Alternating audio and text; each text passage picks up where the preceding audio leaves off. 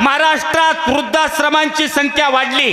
शिकलेल्या पोरांनी, सुशिक्षित पोरांनी आई बाप्पाला वृद्धाश्रमात ठेवलं आणि अडाणी असणारा, अंगठा बहादूर असणारा माझा बळीराजा शेतकरीच आई बाप्पाला सांभाळतोय। नक्की प्रश्न आहे, खरा सुशिक्षित कोण आहे? अक्का हाडाची काढ करून, ऊस तोडी करून, रोजगार करून एका आई बाप्पानं पाच पोरांना सांभाळलं।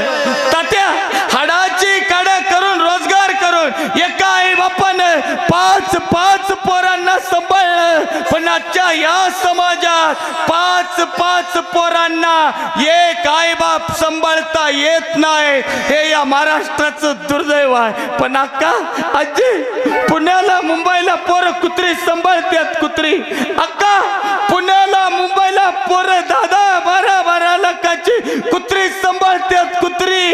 पण आई बाप सांभाळत नाही, हे या महाराष्ट्राचं दुर्दैव आहे। पण अक्का तात्या कुत्र्याला किती भाकरी घाला, दादा कुत्र्याला किती भाकरी घाला, कुत्रा चावल्याशिवाय राहणार नाही। आई बाप्पाला लांबन भाकरी द्या रे, आई बाप आशीर्वाद दिल्याशिवाय राहणार नाहीत।